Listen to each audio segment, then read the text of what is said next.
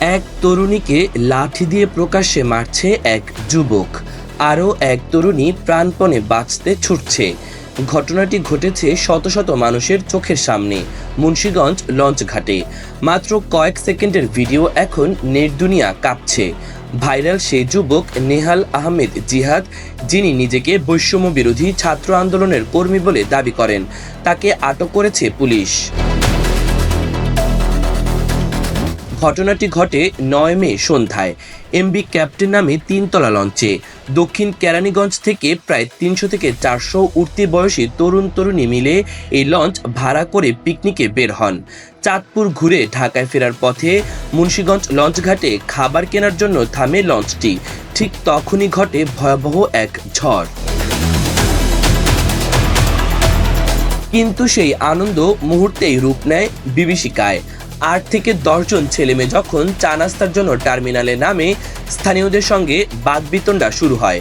কিছুক্ষণের মধ্যেই প্রায় ৫০ থেকে ৬০ জন হামলাকারী লঞ্চে উঠে পড়ে।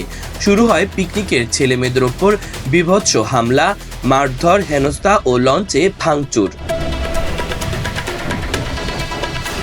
সেই সময় লঞ্চের সামনে ২ তরুণীকে নির্মমভাবে পেটাতে দেখা যায় নেহাল আহমেদ জিহাদকে। মুহূর্তেই ছড়িয়ে পড়ে ছবি ও ভিডিও। ক্ষোভে ফেটে পড়ে সামাজিক যোগাযোগ মাধ্যম। অভিনেত্রী সুনেরা বিনতে কামাল ও রুকাইয়া জাহান চমক ফেসবুকে স্ট্যাটাসে ক্ষোভ প্রকাশ করেছেন। সুনেরা বিনতে কামাল তার ফেসবুকে লেখেন, বিরক্তির সীমা থাকা দরকার।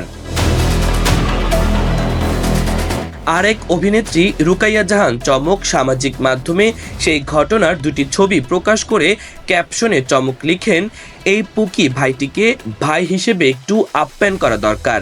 ভাইয়ের ক্ষমতা বোধহয় একটু বেশি হয়ে গেছে। এই ঘটনায় অন্তত ৬ জন আহত হয়েছেন বলে জানিয়েছে পুলিশ। নেহাল জিহাদকে আটকের পাশাপাশি তদন্ত চলছে। আর নেটিজেনরা প্রশ্ন তুলেছেন, একজন ছাত্র আন্দোলনকারীর হাত এতটা বর্বর হলো কিভাবে?